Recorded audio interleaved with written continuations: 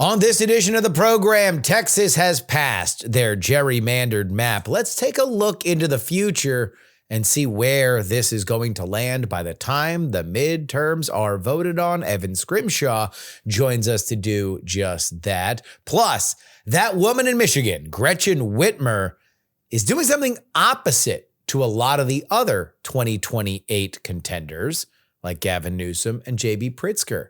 She's agreeing with Donald Trump on things. Alex Isenstadt of Axios breaks all that down. It's all coming up.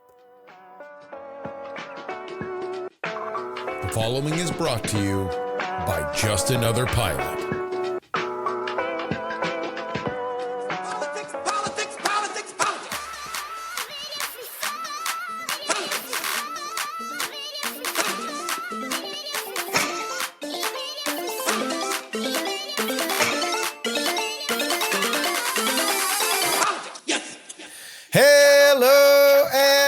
Welcome, everybody, to the Politics program. Your old pal, Justin Robert Young, joining you for August 22nd, 2025. And where I sit in South Austin, not but a manageable scooter ride up the road in the Texas state capitol, there are new maps that will govern this state, not only for their local elections, but also very critically for the federal ones that are coming up next year.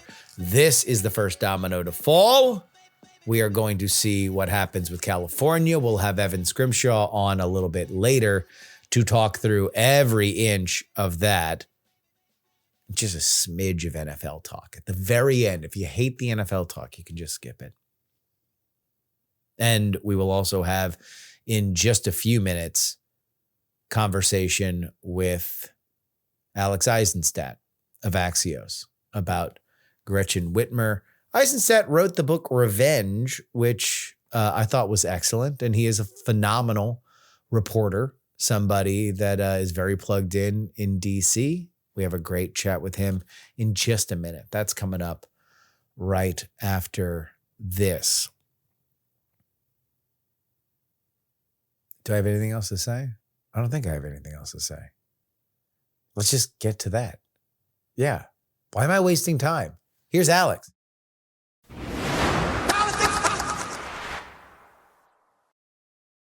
It is my great privilege to bring to you Axios' Alex Isenstadt, the author of Revenge, which since we've last talked, Alex, I've now read all the 2024 books. There's not a 2024 book that I've not read that has been released. And I'm here to tell you, nobody got, for my money, more into the Trump side of that story than you did.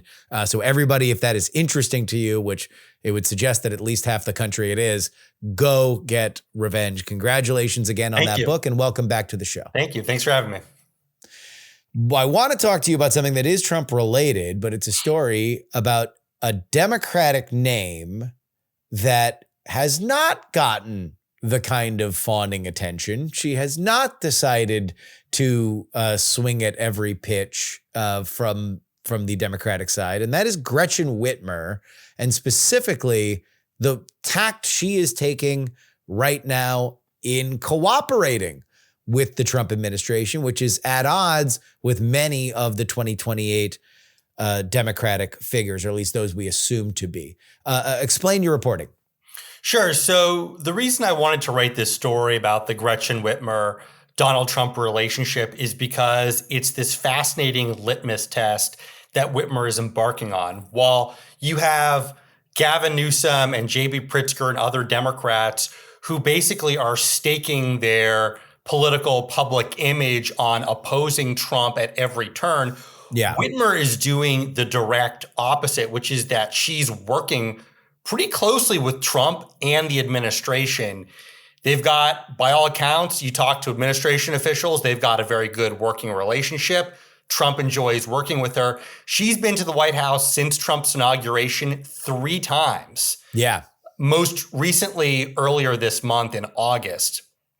And it's a fascinating litmus test because either Gretchen Whitmer is not running for president in 2028, or she is running for president and she's going to be doing so as someone who on various issues worked pretty closely with Trump in the administration. And so the question is, once we do get into this Democratic primary in 2028, how are primary voters going to feel? Are they going to want what Gavin Newsom's doing, or are they going to want what Gretchen Whitmer is doing? And I got to say, after I read your article, it made a lot of sense. And it made a lot of sense for two reasons. The first is that it's kind of the first time I've seen any kind of behavior from a Democrat that has looked at where the puck is going and not where the puck is, because barring Trump running for a currently constitutionally barred third term, nobody in 2028 is going to be running against President Trump. They're probably going to be running against either J.D. Vance or somebody else from the Republican Party. So why make an enemy, especially in a state like Michigan that barely went red, to say Trump is awful? Say, no, J.D. Vance is awful. I actually worked with Trump. Trump would never do X, Y, or Z that J.D. Vance or Marco Rubio is going to say that they want to do in 28.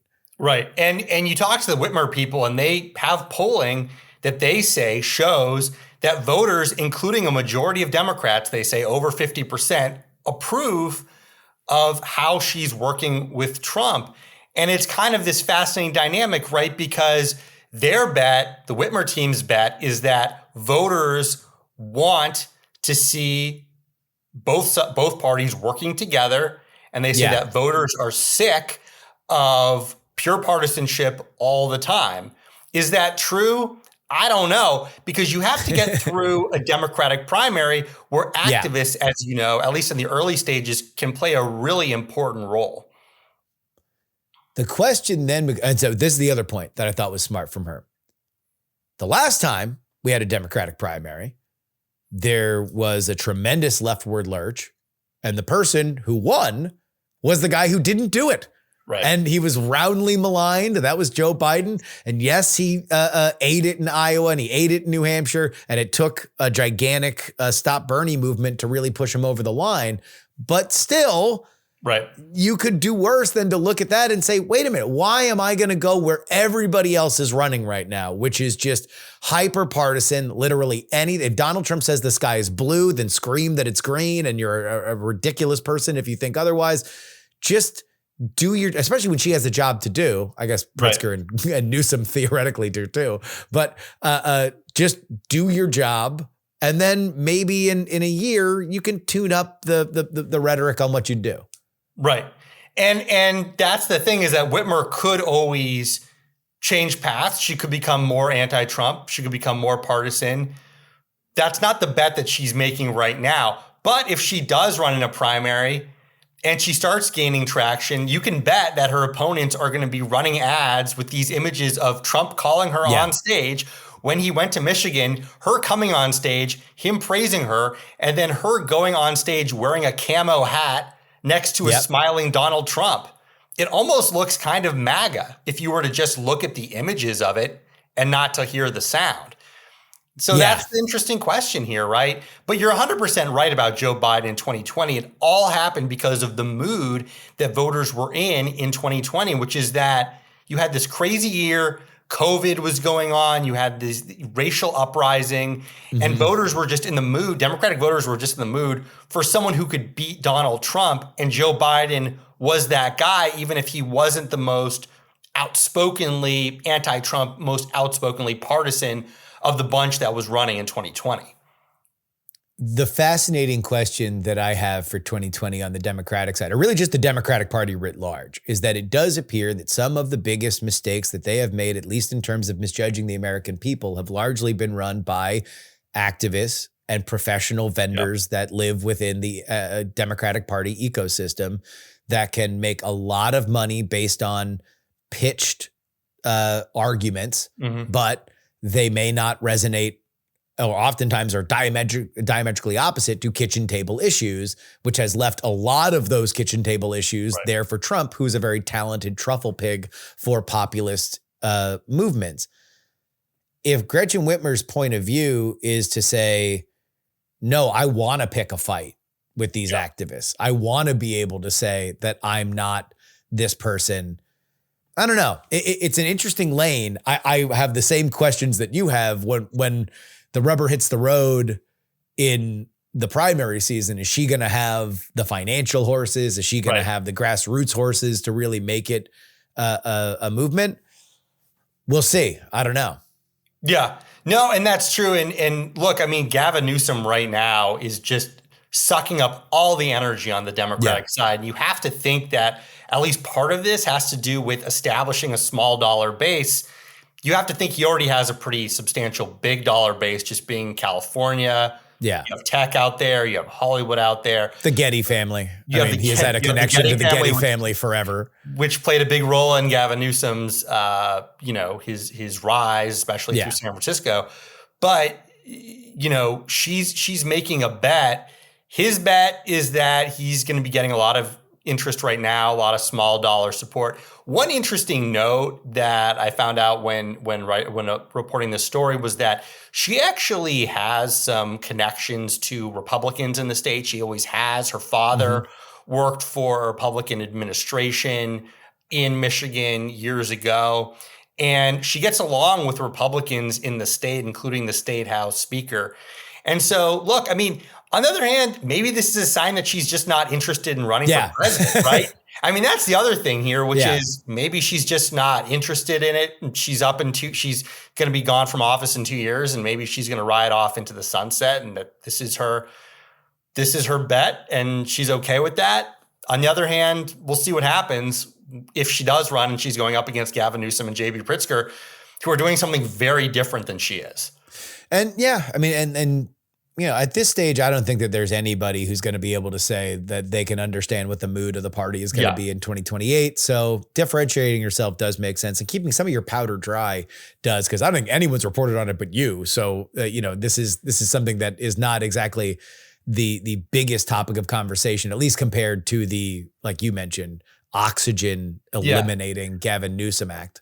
And the thing about Newsom is it does feel like this year he has been looking for his own way, right? Like he's tried a few versions of it. We remember earlier this year, he launched a podcast and he had Steve Bannon and Charlie Kirk on his podcast, right?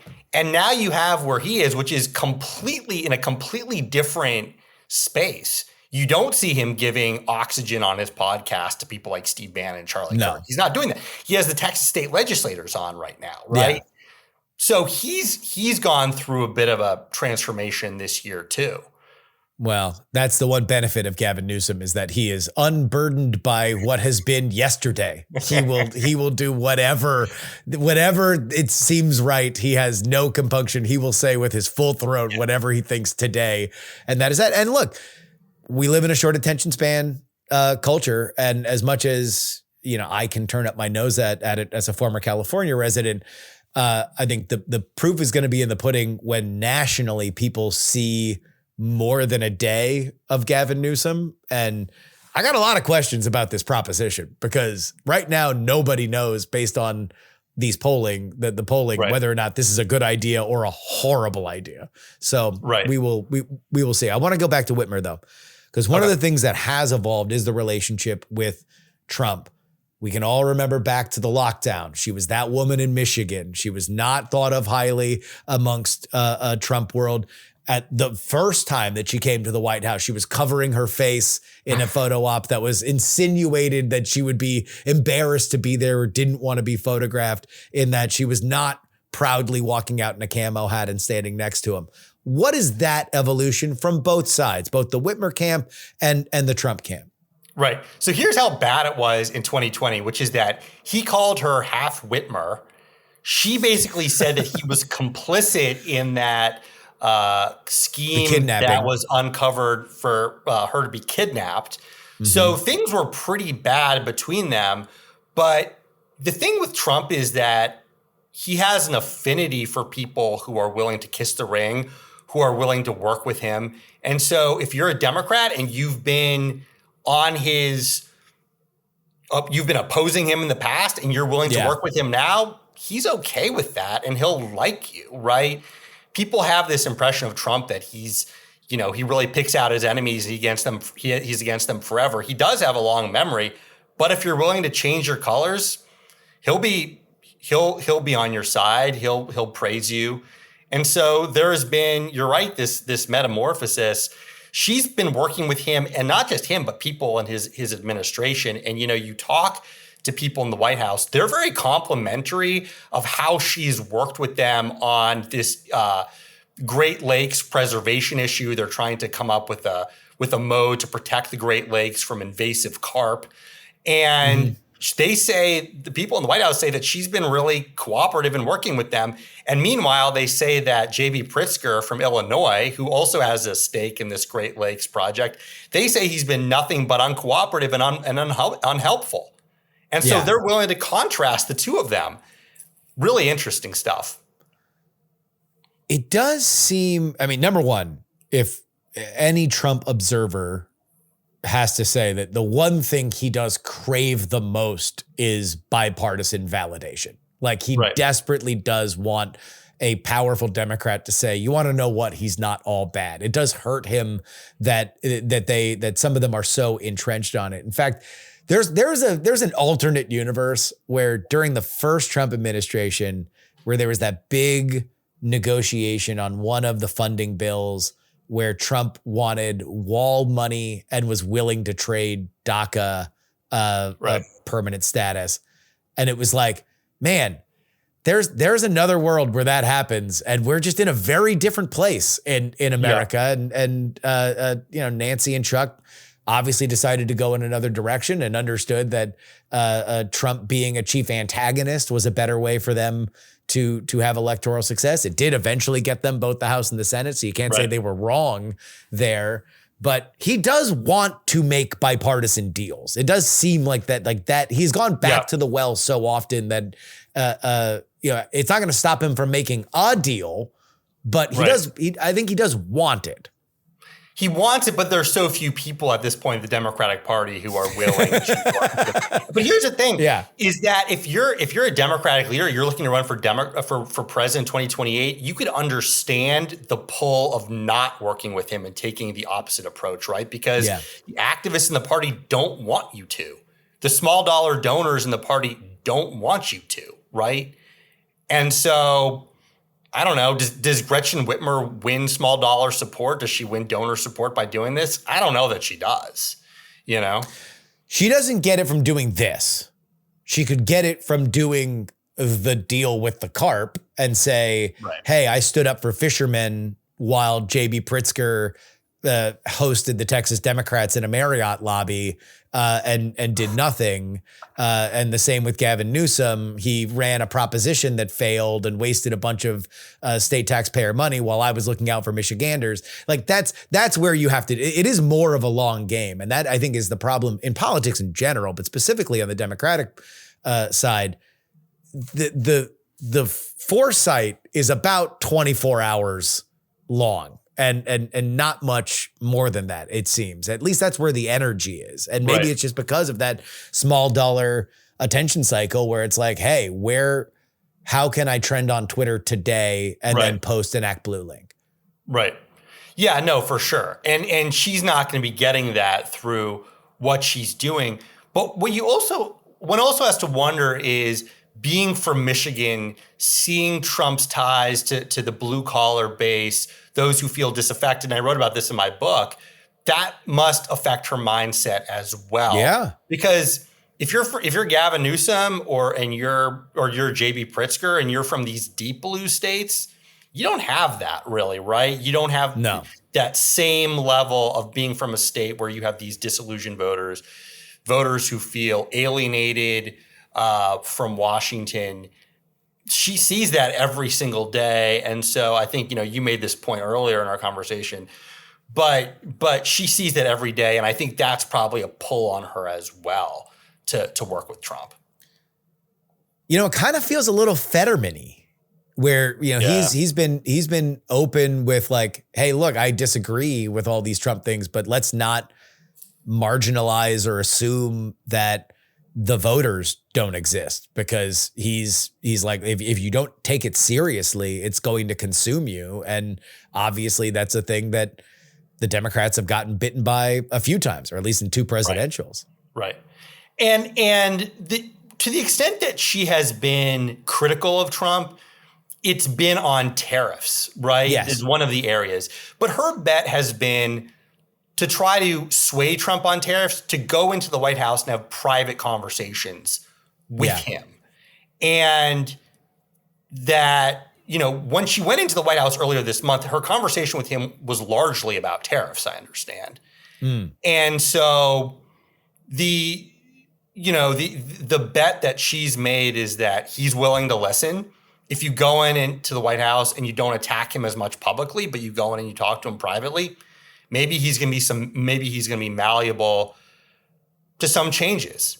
And that's something that, business leaders have also said about tariffs, which is that the administration, if you don't attack them as much publicly, but you meet with them privately, and we've seen a number of business leaders do this over the last few months, right? So you go into the White House and to try to talk to the administration and try to convince them to make some adjustments on tariffs. And that's been her bet as well. Whereas you see other people like Gavin Newsom and others who've just gone out and said publicly tariffs are a disaster, right? It's a different approach.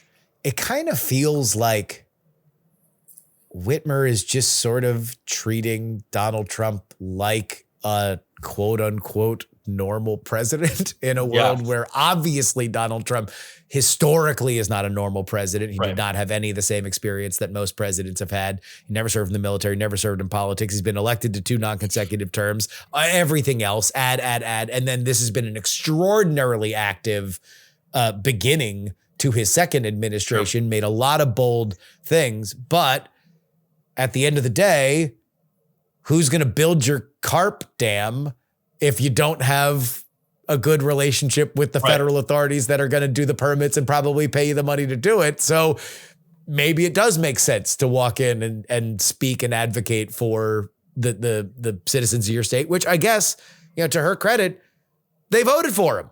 A majority of Michiganders voted for Donald Trump. So I guess it does make sense to say, at least for her, why is she going to cut off her nose to spite her face? Yeah. And that what she's going to be assessed on in her state, not that she has to run for re-election again, but is things like the Great Lakes Project, right? Which has a huge economic impact on her state. So she could say, look, this is what the voters wanted. I have to work with Donald Trump. That's the way it is. And this is a $1 billion project. The federal government has huge control over it, right? And so that's how it is. Let's go to Whitmer world for a second. In 2024, when Joe Biden dropped out, there were a lot of people, some allegedly, reportedly, Barack Obama, who wanted her to be on some kind of ticket, either at the top or in the vice presidential slot. She tapped out pretty quickly in any kind of speculation. Do you get the sense in your reporting that is something that she's happy she avoided that fiasco, that she's happy that if she was going to get out, she got out fast, and is 2028 the real prize? Yeah, it seems like she's focused on 2028. You got the sense in 2024 that there were Democrats who saw that things were not heading in the right direction in that campaign, and they just wanted to hold their fire until 2028. You get the sense that she's probably one of those. She's probably one of those people. It remains, Alex, one of the weirdest things amongst all that weird summer. One of the weirdest things I've ever seen is this insane George W. Bush after 9/11 polling resurgence for Kamala Harris, and all this money comes in, and it's brat summer and everybody's freaking out. And then you have Gretchen Whitmer and Roy Cooper saying like, no, I don't want to be a part of it. I don't want to be a part of it at all. It's like, that has never happened in my life. Something Shapiro, that has, right? And eventually, Josh Shapiro got further down the road on it, and then, I guess had his own, whatever happened there. But at least he was like, in the final two. Like, at least he got further down the road. Cooper and Whitmer were both like, no, we're in swing states and we could be tremendous assets. Now, putting 2 women on a ticket, that would be an unprecedented thing. But like, I don't know. It just seems so crazy that usually there's some dance that even if they don't want it, the campaign will be like, no, we're not focusing on them and blah, blah, blah. They'll do a little dance. This was both of them going out of their way to say, I don't want this. Stay away. This is in the book, obviously, but the summer of 2024 has to be one of the most fascinating political moments in American history, if you think about it. But when Harris had that rise in August of 2024, some people may have seen that as a bit more of a sugar high than anything that was necessarily sustainable, right? I mean, when you went back to July and August of 2024, she still hadn't really been engaging with the media. Mm-hmm. She was doing this sort of rose garden strategy, right? And so one has to wonder whether Democrats who sort of felt like she was maybe going to collapse at some point because she wasn't quite ready for prime time. That was the stuff that what I was hearing was that it's great that the money's coming in. It's great that the polls are going up. That's awesome. All these people have met Kamala Harris. All of these people know what kind of political animal she is. And, roll the dice. It's a polarized country. You never know. But it still remains crazy to me that there was any early tapping out by people with tremendous political futures. That just, I can't ever remember. Because even the idea of tapping out early for it, usually you wouldn't want to do because you don't want to piss off the person. You don't want to have a perceived slight for somebody who's going to be the president of the United States. Like if nothing else, it's like, no, let them tell me that I'm not wanted. No, it's definitely, she ended up with Tim Walz, who may have not been the strongest choice in the end. It's interesting. Yeah. And now we'll re-rack it all for 28. Alex Isenstadt, you write for Axios. Where can people find you other than that? I'm on Twitter at Axios Alex, and my book is available on Amazon or bookstores. It's called Revenge, as you mentioned earlier. So highly recommend. Thank you. It is, again, let me just heap praise. I thought that all the books this year were really, really good. It was such a fragmented year. I feel like everybody kind of had their strengths in different areas, but nobody was further in with a Trump world than Revenge. So go read that ASAP. Thank you again. Alex Isenstadt, thank you for your time. Thanks for having me.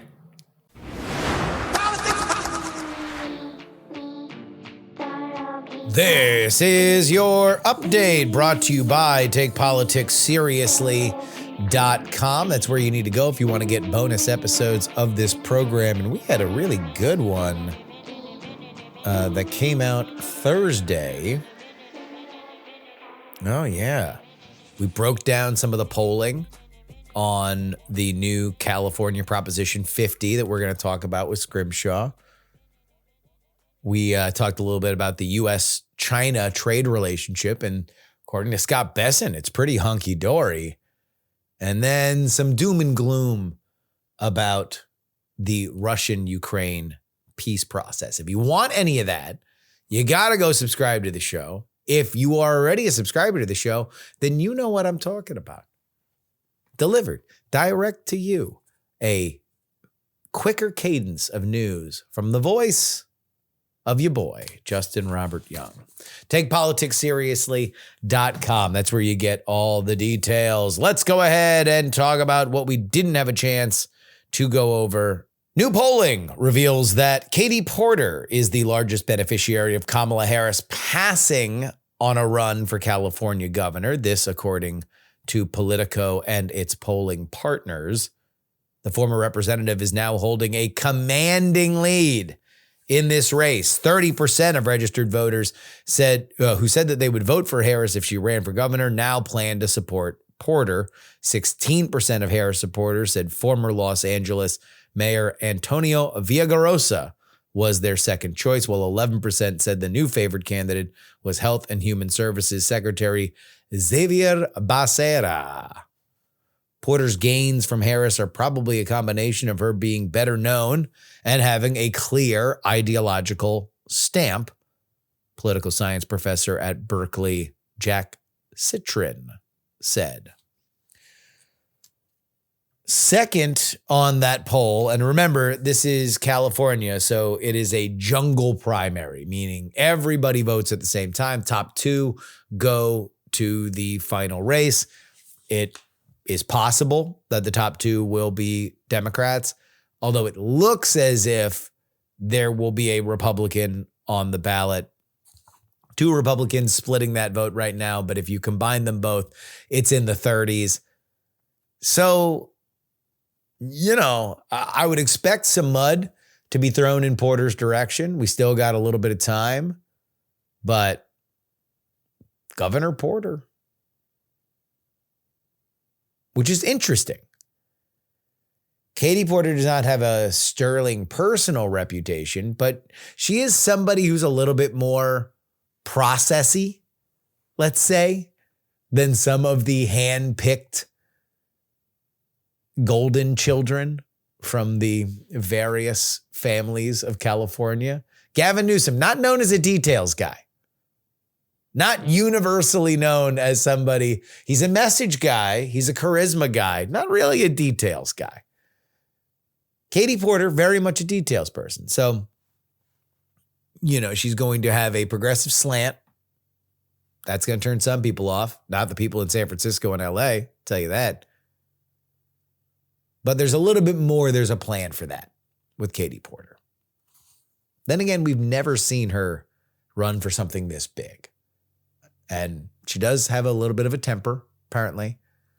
She's got a little bit of a checkered history when it comes to some of her staff members. Probably going to see some of that stuff resurface.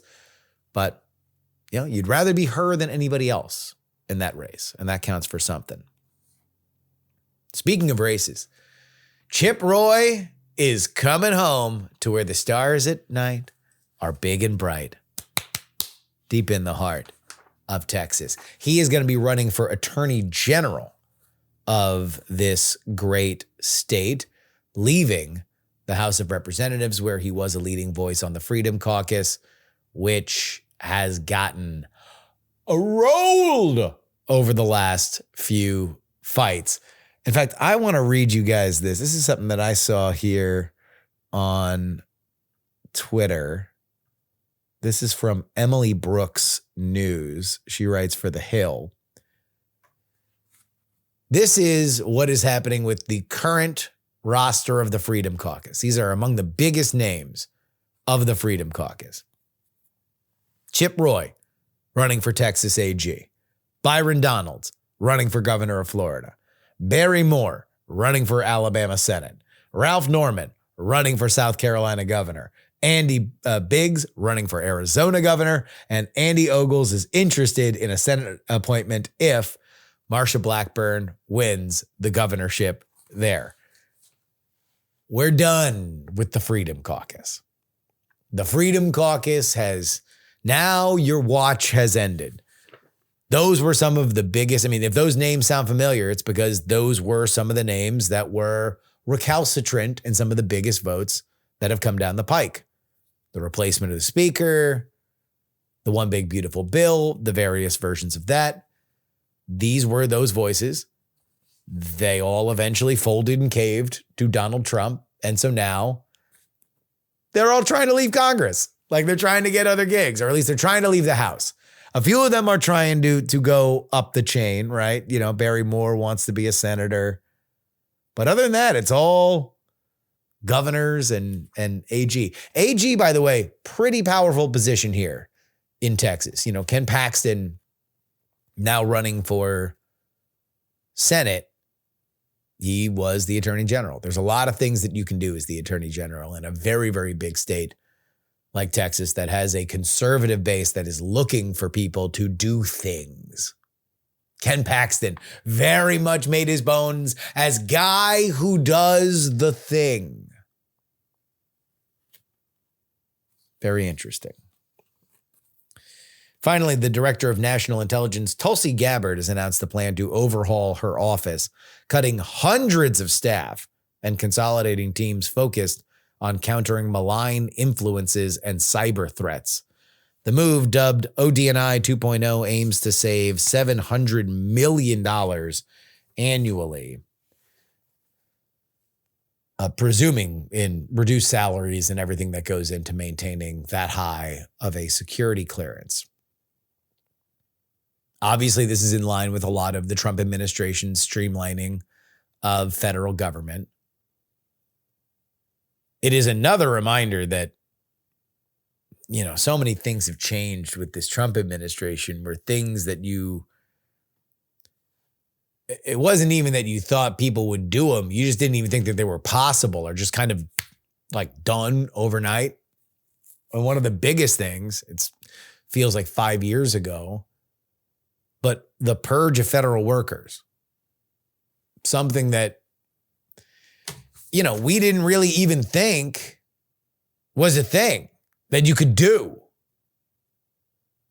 at least that on that level, so willy-nilly. And yet the Gabbard stuff, or the OD&I stuff, is a little bit more interesting, because if you're talking about the deep state, I'm putting up air quotes here, but specifically the connection between intelligence and press, weaponization of intelligence officers that feed things to the press.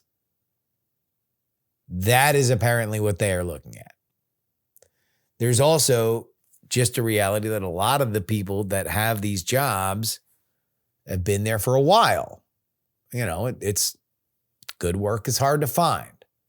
And so people usually stay through administrations. And I'll just say this.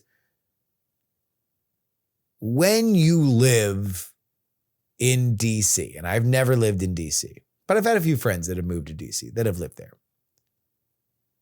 It is a company town in the same way that there are a lot of different company towns. And sometimes we think of them in the way that you think of a factory, where everybody's job and life and economic prosperity is on some level connected to whether or not more or less widgets leave that factory. Because if more widgets leave, then that means the Christmas bonus is bigger. And if the Christmas bonus is bigger, then maybe the toy store gets more cash because the Christmas presents are more. Everything's downstream of one economic supernova. That's a company town in the classical way that we think of it. I always joke that Las Vegas is a company town. Everything on some level is connected to the tourism industry that is located primarily on the Strip and also in downtown. Everything on some level is connected to the card dealers, the hospitality staff, the bartenders, the dancers, the magicians, everything that goes into the very glittery and colorful world of Vegas is still a company town. If the town is down, and it is down now, then everybody in town feels it. And I believe that DC is no different. That's what happens, right? You work in government or you work adjacent to government. When people are getting fired from the government, the whole town is different.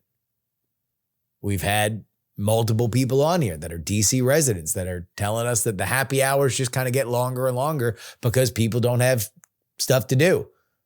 They're thinking about whether or not they can break their lease and move back home that they haven't been in several years, because now they don't have the job that they were counting on never going away. So you have that piece to it. The other piece is, again, the quote unquote deep state to press pipeline. And that's really what I think Tulsi Gabbard is mostly concerned about, is who's seeing information and who would dare report that information to shave things toward their preferred political outcome. It is safe to say that up until this administration, you did not have a lot of people in the quote unquote deep state positions that were particularly loyal to Donald Trump. Forget loyal. Loyal is a bad word because loyal assumes that they don't, wipe in the bathroom stall unless Donald Trump says so. Warm to Donald Trump. In fact, it was more of a general assumption that he was or is a uniquely dangerous authoritarian figure for which people inside the government need to fight against. Now, if you agree with that statement, then this is a terrible thing. Tulsi Gabbard is pitching out people that otherwise would have alerted the American public to an authoritarian. But if you're on the Trump side, you're like, wait a minute. Why does Trump not get the full power of the government for which we elected him to run? And there we go. That is your update. TakePoliticsSeriously.com, where you need to go if you want to get more content like that, including our Sunday show, where we watch all of the Sunday programs so you don't have to. It's always a good time. Tom Merritt says it is an essential way to start his week, and he is a podcasting legend. Like we mentioned at the top of the show, Texas passed their gerrymandered map. That means that 5 seats that otherwise would not have been in the Republican column are likely going to be in the Republican column. That happened after we did this interview, but no, we kind of expected it. So there's nothing really that changed, but that's the reason why we're not saying it. I'm saying it now. Here's Evan Scrimshaw.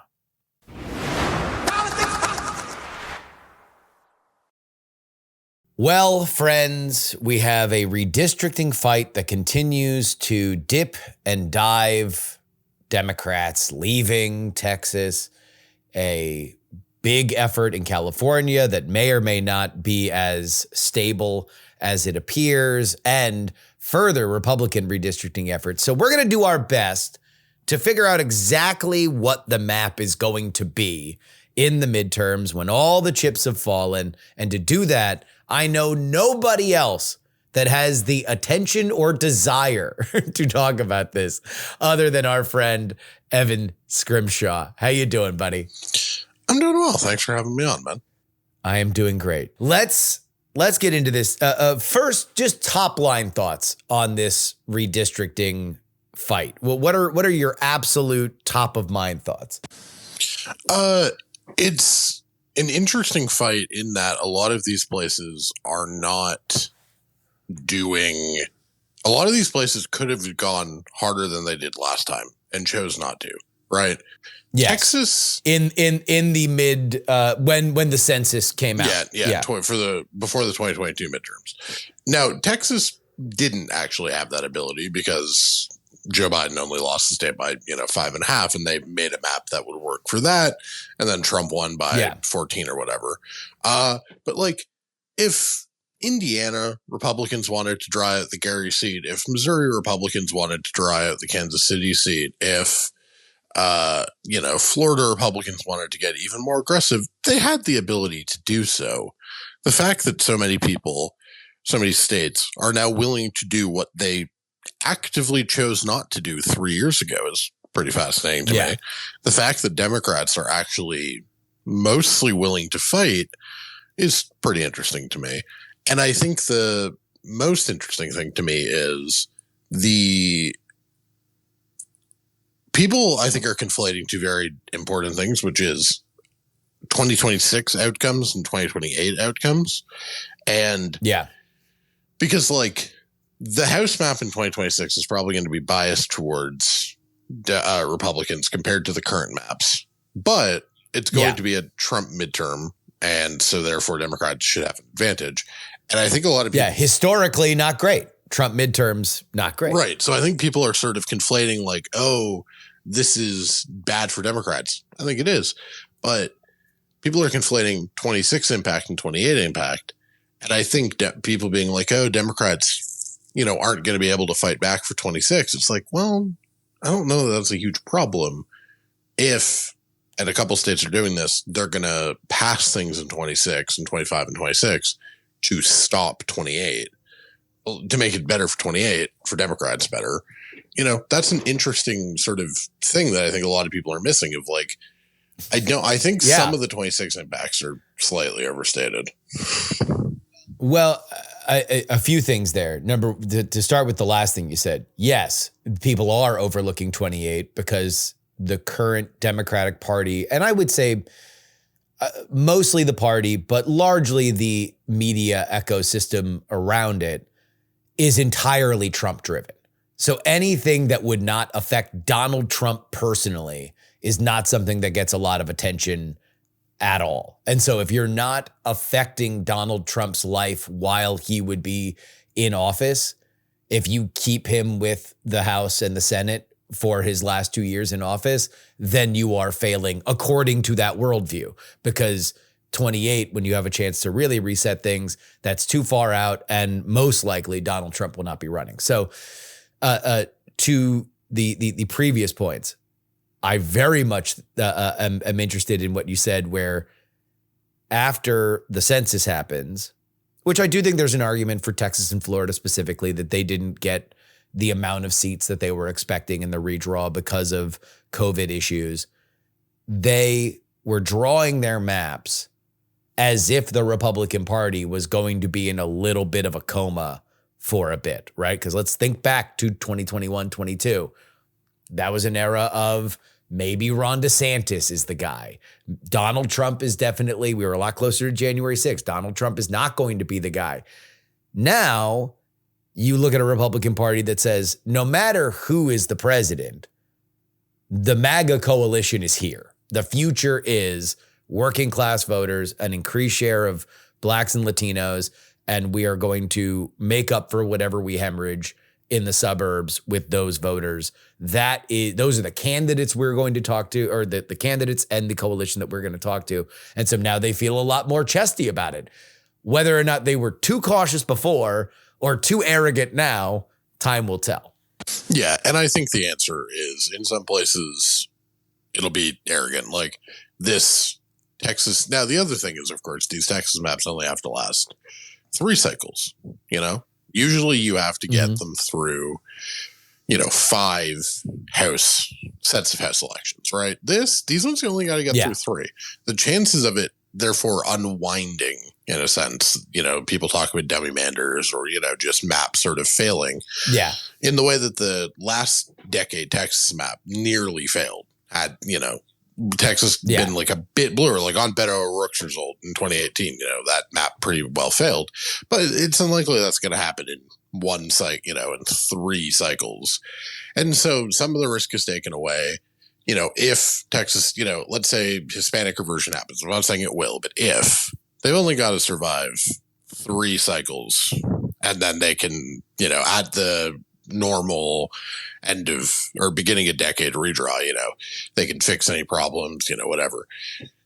Where they will probably get more seats. And they're going to have to, Texas is going to be a massive redraw anyways. And, if Democrats, the funny thing is like if Democrats win the presidency next time, that's their best chance at having a hand in Texas redistricting gone, because you'd think if Democrats lose 28, you'd think 2030 is probably a good year, but, who knows, because these things are complicated and you'd rather win the presidency, but it's going to be fascinating to see.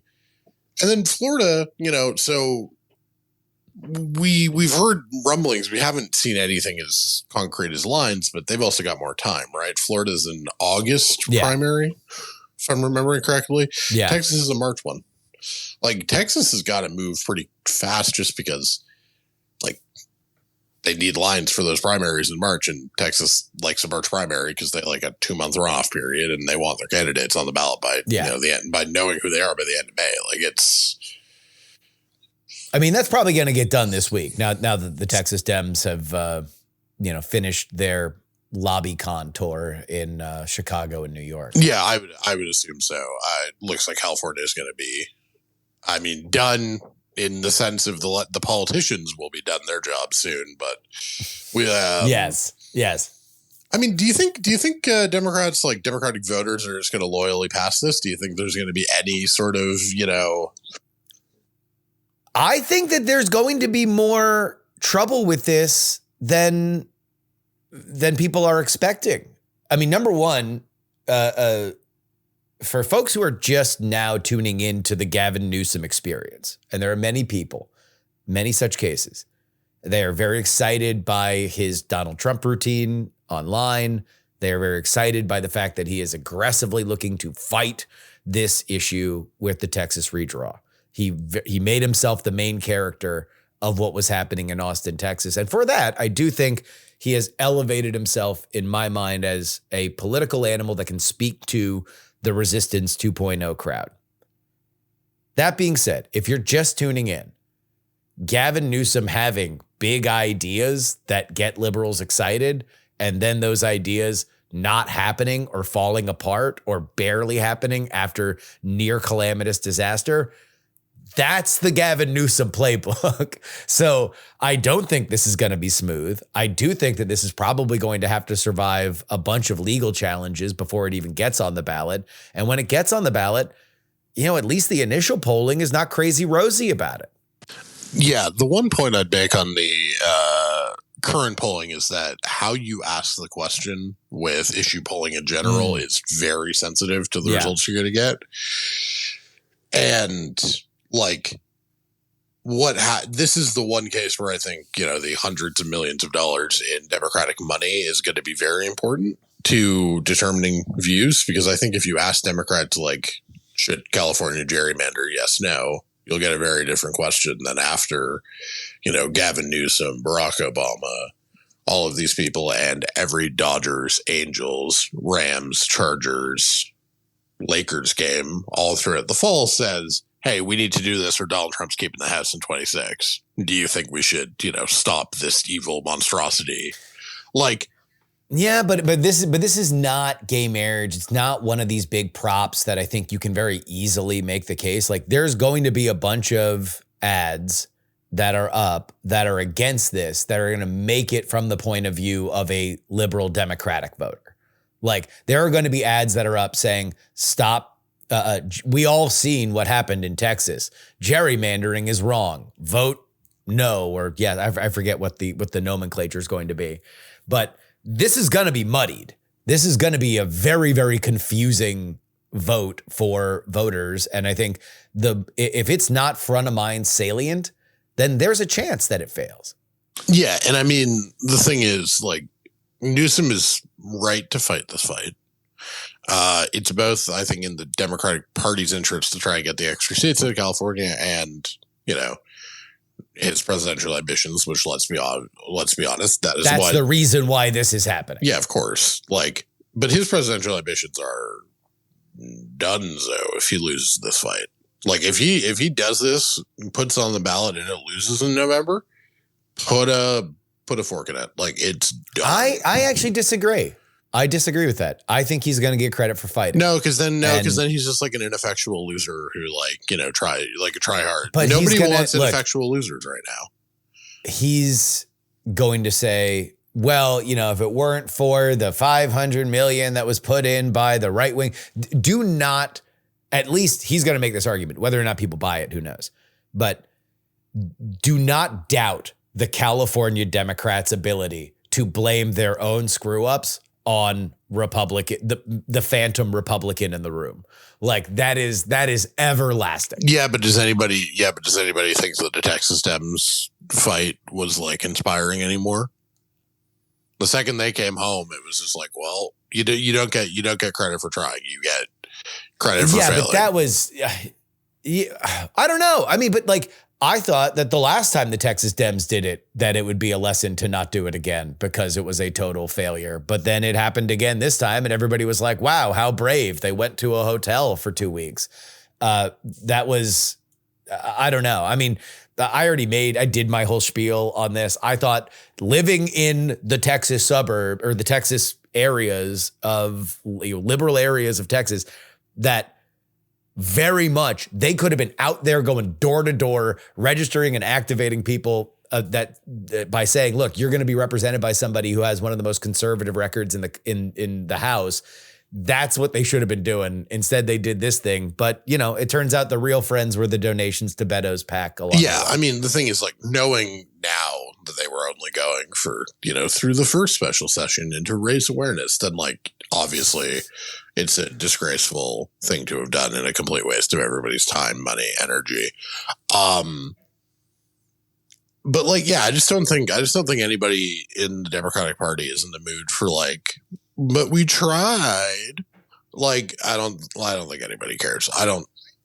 I think they are. I mean, I think that part of the demoralization of the Democrats is, at least with a certain segment of them, and I would say probably the most vocal and the most plugged in, is that Republicans don't play by the rules and we do. So somebody trying to play a little outside the lines, whether or not it works, we'll see. But then again, also, it's like, who knows how we're going to look at this? I mean, like, this is going to be a proposition that'll conclude in November. So this is going to be a quick little campaign, right? And we're probably going to be talking about Zohran. We're going to be talking about whatever happens in New Jersey. We're going to be talking about Virginia. And really, we're going to be talking about the midterms. And I don't know. I mean, I'll put it this way. If the polling doesn't look good for him in a month, I think it'll already start to fade away, and Gavin will still be getting attention because he's doing a Trump impression on his Twitter. Yeah, I don't know. I just, like, my other main take, and I might as well just get this off here, is like, I'm shorting Gavin. Too many people are too confident that he is, like, just going to ride this for 3 years and be the nominee. He might be the favorite right now, but I don't know what being the favorite right now is worth. And I think probably not a lot. Hillary Clinton, But he's the favorite how? Kamala's still the polling favorite. Yeah, but she's not going to run. I think it's pretty clear that woman does not have another fight in her. Like, I watched her Uncle Bear. That does not look like somebody who wants to do this anymore.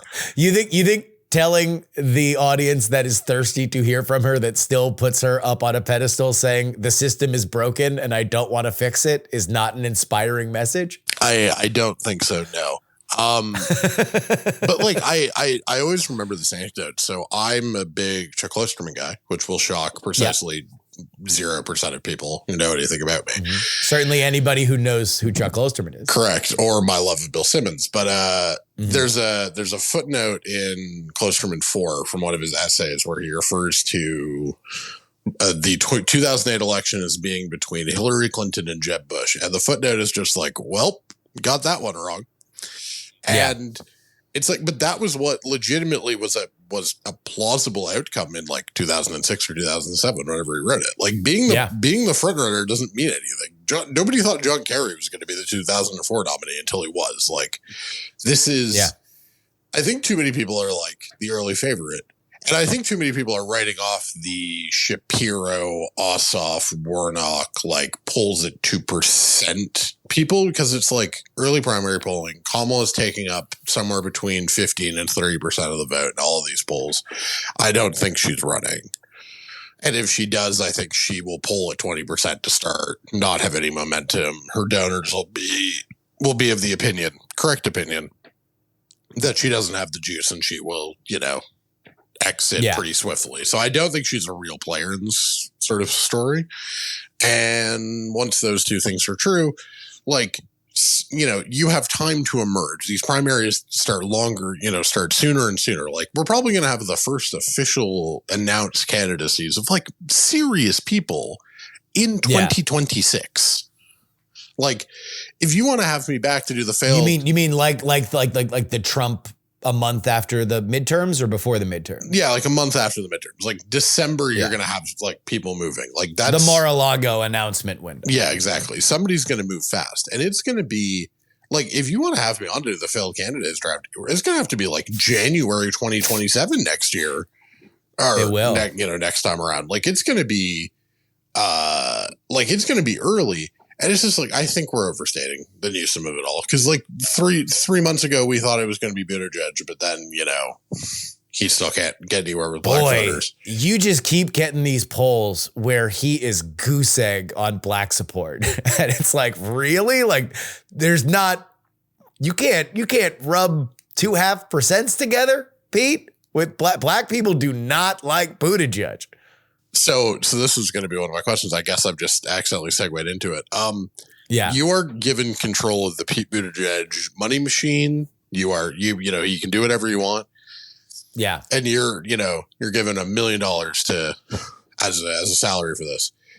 Your first big question is, what do you do to get Pete Buttigieg to 10% of the black vote? What do you do? Man. This is the question I'm having the most, I think, right now in politics of like, how do you solve this? Because if Pete got 10% of the black vote, he's suddenly a very viable presidential candidate. You know, if he could, 10 is not enough, but like, if he could show some sign of life with black voters, he's a viable candidate. If not, it's like, the problem is, I do think it's a candidate issue, and I'm gonna leave the gay side of it alone for now. I do think that plays into the black support, but I do think part of it, and that the thing that I would desperately want to change with him that I don't think he's capable of doing, is he wants to be everything to everyone, right? What he needs to do is appear to be very earnestly white next to black people that like that or want, or like he needs to be authentic. And that's his problem forever, is that he is inauthentic in a way where he's inauthentic. And let me compare that with Gavin. Gavin is somebody who I don't think the longer you're with him, I do think it wears off, but he is such a coal-eyed sociopath. He will say whatever you want to say very earnestly right into your face. And in that moment, you're like, yeah, makes sense. And we just saw it where when he was on his, no, maybe I should tack to the center thing. And he's like, oh yeah, I'll have Charlie Kirk on the podcast and talk about how men's women's sports is not something, or he's going to go on the Sean Ryan podcast and sound like he's some version of a centrist. And he will do it in a way that in that moment, if you don't know anything about him and you don't pay more attention to him, you're like, oh, I think I might have had him wrong. Pete is so McKinsey that everything is a hedge, even the stuff that he really believes. And when you're trying to win over people that are predisposed to not like you, that's a problem, because you have an inability to redefine yourself in the moment. Yeah, I was thinking about it. Like, I've paid attention to politics. I don't know that much about Pete Buttigieg, the human being. I know he's gay. I know he's married. Mm-hmm. I know he has kids. I don't know his music taste. I don't know the TV shows he likes. Like, I was thinking about it, because I was like half jokingly having this conversation with somebody, and I said, oh, he should just accidentally on purpose get himself filmed doing like Al Green at karaoke or something. Yeah. And then I thought about Pete Buttigieg doing like Let's Stay Together. And I'm like, I don't know that man would do that right. I don't know that he would, that would be coming from the soul, which is what you need to do, and it's just like, I don't know what would get that reaction from him. I don't know. Okay. I got a pitch for you. Great. He gets really in to fantasy basketball, fantasy sports, right? Like, let's say he has an ability where he just, on his Twitter, it's like, well, all my best friends know that I'm a huge stat head and blah, blah, blah, blah. But it leans into the things that he is interested in, numbers. He doesn't have to be the best at it. He just has to be passionate about it. He has to be Taylor Swift, knowing that defenses are cover 3, cover 2, cover 0. Right? Like, that's it. He just needs to be pushed into a realm where he can credibly say, just do 10 minutes saying, like, you want to know what? I really like Detroit's wings. Like, if you actually look at the points per game, they've overachieved based on what they are. That gives you at least some level of entry that now when you do the All the Smoke podcast, number one, you can talk about basketball for the majority of the time and not your pre-canned talking points. And B, you at least have some element of a shared interest that I think he could come across credible as.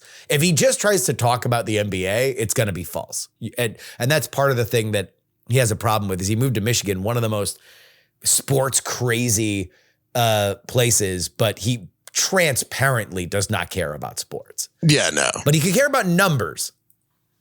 So you just need to have strong opinions about Matthew Golden v. Xavier Worthy for your wideout 2 slot. Yes. I think, because also it's like, that's where nerdy white guys exist in that realm, right? Like, authentically, if Pete Buttigieg, if you had no idea, he does the Spider-Man, erases his memory from all of society, and then he emerges himself, but now he's a fantasy football analyst that just pops up on one of these podcasts. Would you be shocked at his voice or body type really, really being into fantasy analytics? No. He kind of looks and sounds like one of those guys. It's actually a perfect pivot. You have answered the question better than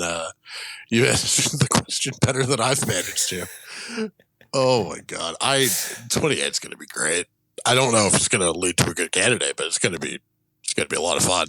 It's going to be crazy. It's going to be crazy. We actually have on this podcast as well with you is going to be Alex Isenstadt, who wrote in Axios this week about how Gretchen Whitmer appears to be trying to do the Biden lane, that if everybody's going to tack left again, she's going to be the most in the center, and she's going to will have worked with Donald Trump and not be openly antagonistic on all of it. And it'll be curious, man. I genuinely don't know where the Democratic Party is going. When we record this is on Wednesday. New York Times has a big piece about Democratic voter registration over the past 10 years. That is like bleak, like bad. Like these are like terrible numbers over a sustained enough period of time that you do have to wonder about, like, what is the brand of the Democratic Party? What is exciting people to vote? What is the coalition going forward? And you've got a lot of guesses. I don't know how good they are, but we're going to see. Yeah. And I think over a sustained and long enough process and problem, like, I think the voter reg stats are like a combination of 14,000 things.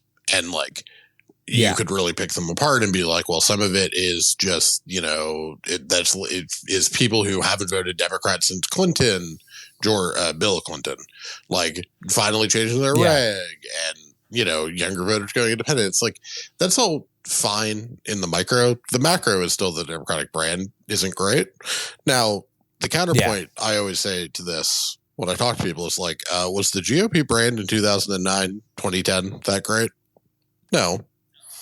No. And they still, managed like a 13-point swing compared to the presidential. To be clear, I'm not predicting that for 2026, but like, the out party brand doesn't have to be great, but of course they didn't win 2012.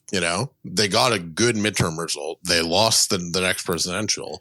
And I think Democrats run a very real risk. And I think they run a risk of becoming the anti-Trump party, which is not an active solution to any of your problems and does leave a fairly gaping hole when people want positive solutions. I don't think the Whitmer pivot is working. I'm also not entirely sure that she had a lane doing anything differently. I don't know that she'd be in a better place if she was just like trying to do a Gavin Newsom, but like a slightly different version of the Gavin Newsom. And it's just like, it was a great Axios piece on her and the Trump relationship and everything else. And it's like, I don't know that I'm like super high on her chances, but she at least has like a distinct path forward.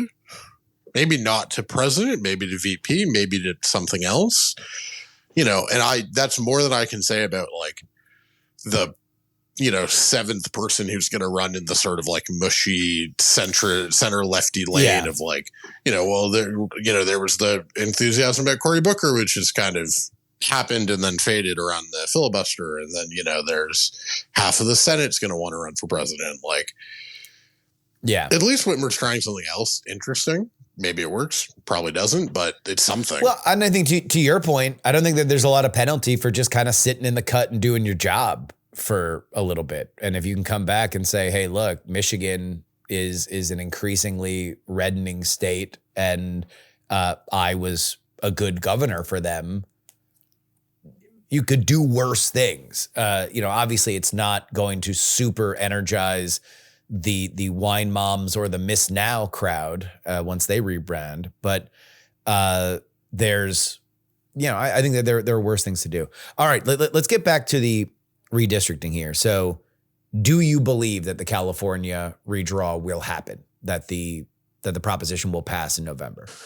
I think so, just because I'm not 100% there. I don't think it's a certainty, but I think the combination of Democratic anger, the fact that, it's going to be an off year special election in our Trump era, which means the electorate's going to be, supercharged for Democrats. Like, you would need substantial Democratic leakage to get there. And I think, if Newsom, I'll put it this way, if Newsom can't, message, vote yes to save democracy, vote yes to save the House, then he's worse at politics than I think he is. And I'm already not the world's biggest fan. So, I think sort of Texas and California are sort of like canceling each other out if we're just like doing like the raw math of what it's going to take. Yeah. And, that's like totally fungible, but like, I think it's sort of a rough strokes thing. Like, I think those two cancel out, and then the rest of the map is what the rest of the map is. So let's go through that.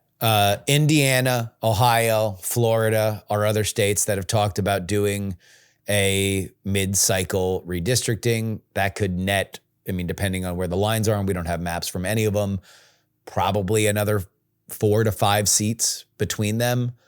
Do the Democrats have any other bullets in their gun when it comes to redrawing? So you could see Illinois go for 2026. They still have time. Pritzker has suggested that he's willing to play ball. We know Democrats have a supermajority in the state ledge. Like, they can get this done if they want to. And a 15-2 would be messy. And I think it would require some incumbents to, swallow their issues, but that's plausible.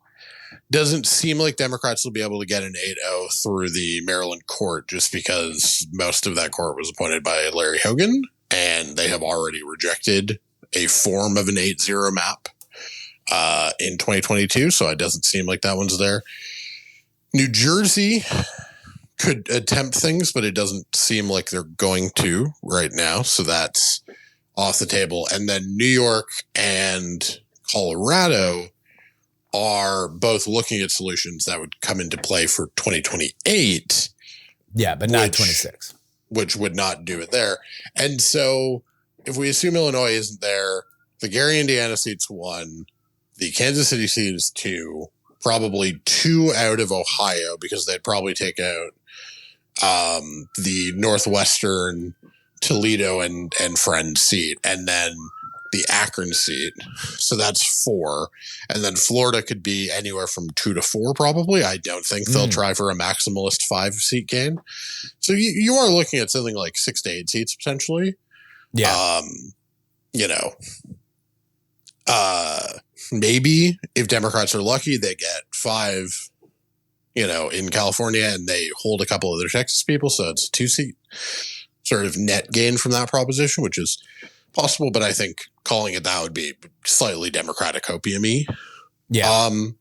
But yeah, something like 6 seats net, maybe one of Indiana and Missouri gets cold feet. Again, both of those places had seats that they could have redrawn those 2 seats out last time. They chose not to. Maybe this JD Vance pressure campaign works. Yeah. But yeah, call it 6, high end 8-seat net gain for Republicans out of the redistricting wars, which for 26 and then more if California does not happen. Yeah, if California fails, that's when you can start to be like, Republicans are pretty clearly House favorites. Yeah. The thing about the California maps is, like, even on the current maps, Democrats do still have pickup opportunities in California. So it wouldn't put the House at safe harbor by any means, but it would be a lot harder to see House Republicans really thrive, or harder for House Democrats to really thrive if they don't get the California maps passed. But yeah, 6 to 8, and then 6 to 8 if California manages to get it through. What is your gut feeling on the House right now for the midterms? Where would you put it? Where do you think the electorate's going to be if you were forced to guess today? Like D3, D4. I think there will be a sizable reversion against Trump because, one, that seems to be what happens in midterms. I do not think we will get anything like the 2010, the 2006, the 94 waves anymore. I simply don't think that's how this works. And I do think midterm penalties are receding. I think some of my 2021, the midterm penalty is gone was clearly wrong. It was a Republican year even after Dobbs, but I don't think the sort of big waves of the past are there, and I think that will be enough for Democrats to squeak out a very narrow majority in the House, assuming all the new lines happen the way that they're looking. I think Republican incumbents are going to be in trouble. I think there are a bunch of House seats that Republicans can be vulnerable in. I think the fact that Republicans are probably running Ken Paxton for Senate in Texas, is not a great sign if you're trying to pick off a Cuellar or a Gonzalez in South Texas. If you're trying to win a new Trump plus 10 sort of rural but plenty of Hispanic-y seat, sort of southeast of Austin. I don't know. Those are really interesting. Did you read Patrick Ruffini's book, The Party of the People book? Yes. Yeah, his theory of the case on it is that all of those seats are just patronage issues, that it's really just whether or not the machine flips from Democrat to Republican, and it doesn't really matter what's up ballot from that. I mean, that might be that that's a plausible case up over a long period of time. I think in a specific election, having Ken Paxton at the top of the ticket versus Donald Trump, I think will materially harm Republicans. I would argue that I would agree with you on that. I still wonder whether or not it's going to be Paxton. We still don't know. I'm getting a lot of ads on X thanking John Cornyn. Now that would mean that they are trying to see where the polling is going to be closer to, coming out of the summer for Cornyn. I think it's still going to be bad, at which point the question is Wesley Hunt enough to parachute in, have Cornyn retire, make it a one-on-one Hunt versus Paxton where Trump double endorses. And so now neither have the full rub, but Hunt has the money. Yeah, I think that would be absolutely a better strategy than Cornyn. I think Cornyn being close with Mitch McConnell, whipping on it's over. It's over for Cornyn. Right. It was over with the state party 6 years ago. And whipping on a gun control bill. I mean, as not utterly great. Useless as that gun control bill was, whipping in favor of that, pulling the votes for that, is just the kind of thing that's over. But yeah, again, if it's Hunt, then I think that helps Republicans. But if Ohio Republicans go sort of draw Trump plus a few seats in Ohio, and those two things, Sherrod Brown's at the top of the ticket for Democrats. I'm not saying, by the way, that Colin Allred or Sherrod Brown are going to be senators. I don't think they're going to be. Yeah. But losing Ohio, can they make it competitive? Yeah, but losing Ohio by 2 and Texas by 4 is a lot more valuable to trying to hold vulnerable vulnerable House districts than losing by 14 and 11, which is what Trump won both those states by. It's an interesting proposition. I think Democrats should be able to do it. And it's one of these things where the math isn't great, but they do have pickup opportunities. They've got multiple Iowas they can win.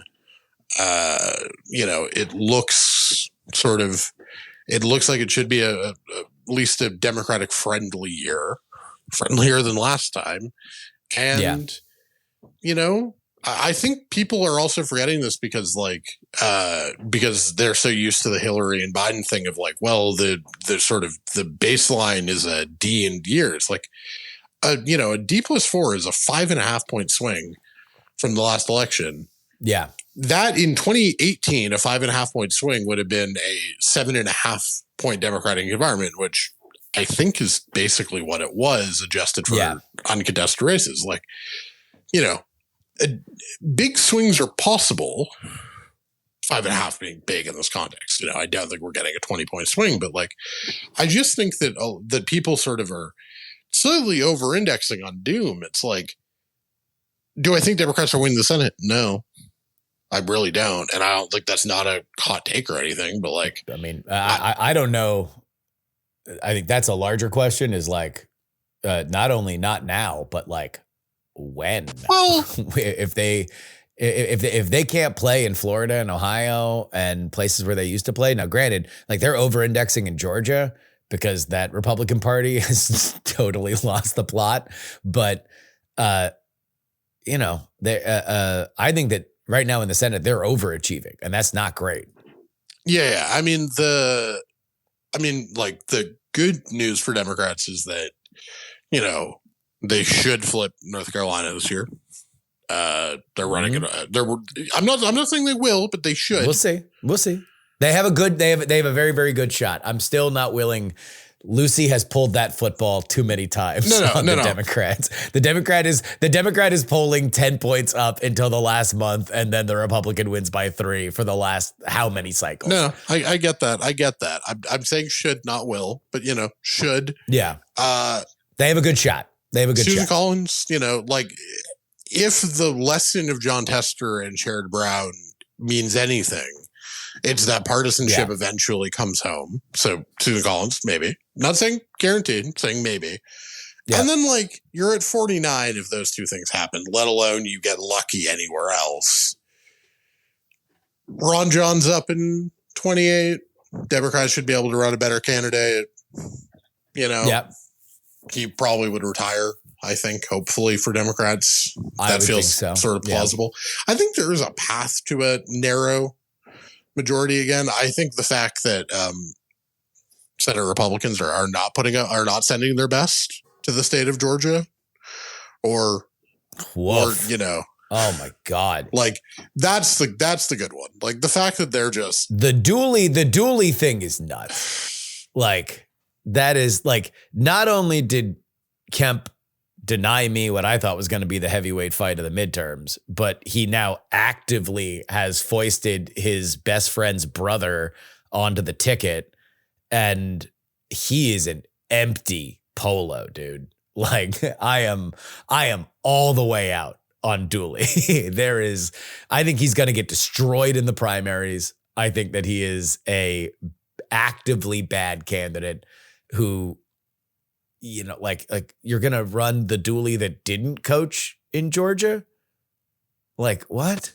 Why? Yeah. What is happening? Yeah. And I mean, and the fact that they couldn't get, Lake and Riley's family's endorsement, losing that to Mike Collins is just, it's not great. And everything I've heard in Georgia is that it's all tribal, internal state stuff where everybody's got their own clique, and the Kemp clique believes that they are infallible.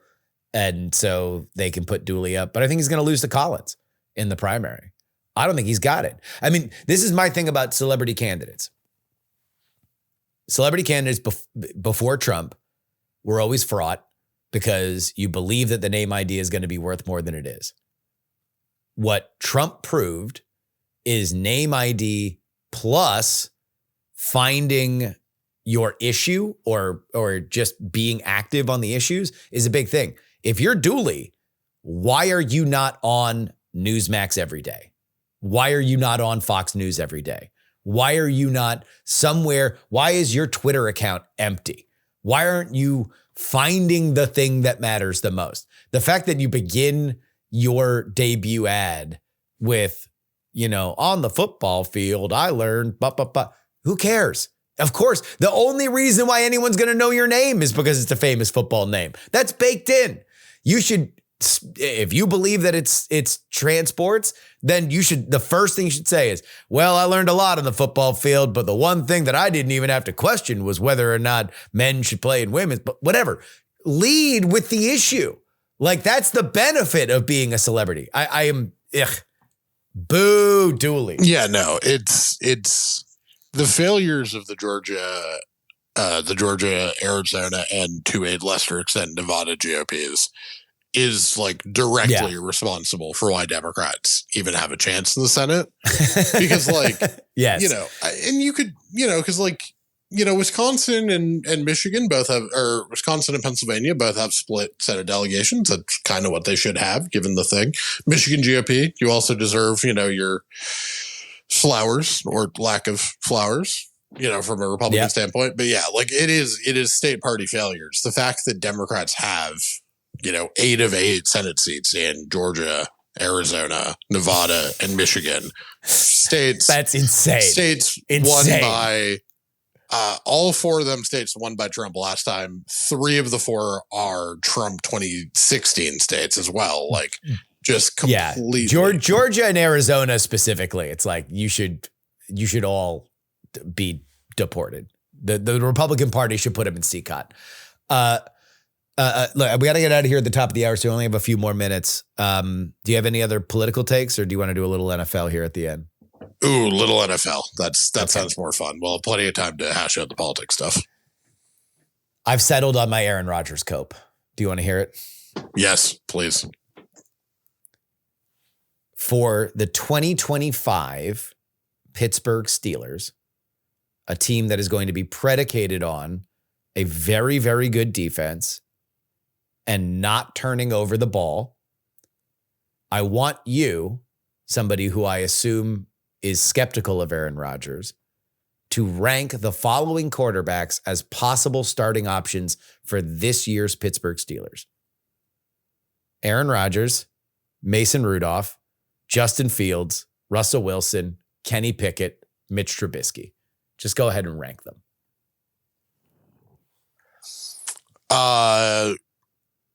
Last to first, Kenny Pickett, Mitch Trubisky, Mason Rudolph, Russell Wilson, Justin Fields. It is unfortunately Aaron Rodgers is the best option because he will make the least dumb mistakes. Yes. I would put Mason Rudolph higher, if only because we have seen him in the role before where he is able to not make the turnovers. He's not going to be able to pass his way into a win, especially late in the season against like a playoff team, but he will be able to not make the turnover.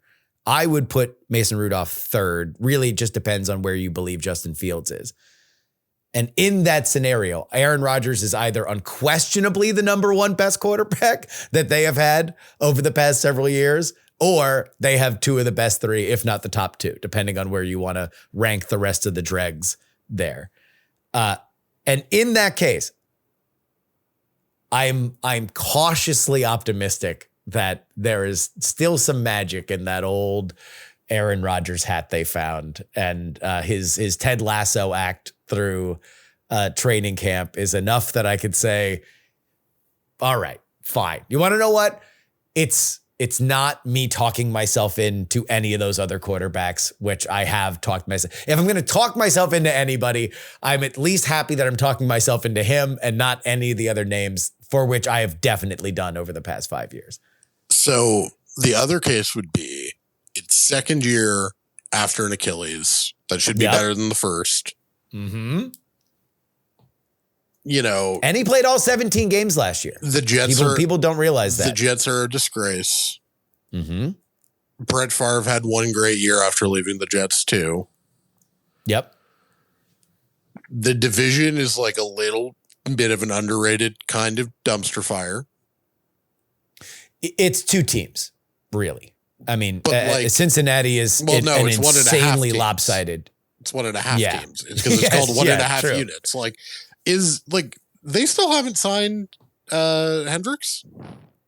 in Cincinnati. Yeah, no. and it doesn't seem like they're going to because they're too cheap to pay like a signing bonus. That seems to actually be the problem, is they just won't pay him more money up front. Like, so that's like, I get the Micah Parsons thing because it's Jerry Jones trying to drum up interest for his Cowboys documentary, but I have no idea what is happening with the Bengals, aside from the Bengals just being the Bengals. They're not cash. Like they don't get a lot of cash, and so they don't want to actually have to dip into any assets to pay anybody more money up front. Whereas, the good owners, they don't care. They'll do whatever cap maximizing, stuff with cash flow. Like, of course they don't care.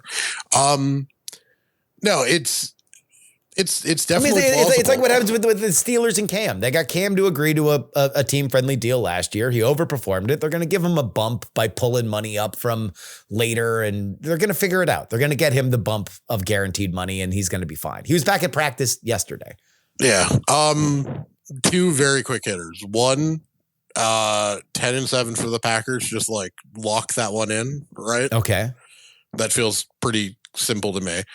Two, are we worried about Caleb Williams / did one preseason game end any concerns you had about Caleb Williams? Because these training camp videos. I'm out on all Bears takes until halfway through the season. Okay, good. Because like the dooming over selective training camp clips seemed a little excessive. Look, the new head coach, who is the Lions offensive coordinator, is like apparently whiplash obsessive on details.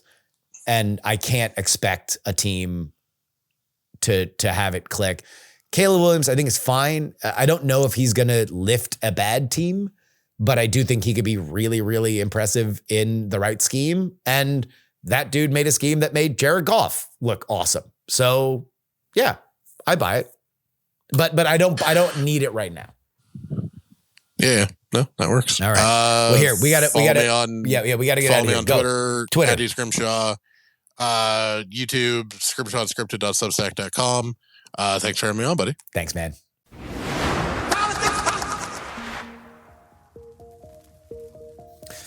And that'll wrap it up for us today. Politics, written and hosted by me, Justin Robert Young, for Dog and Pony Show Audio in Austin, Texas. We are edited and produced by the one and only Mr. Will Saddleberg. If you would like to send me an email, and oh boy, we've gotten some feedback.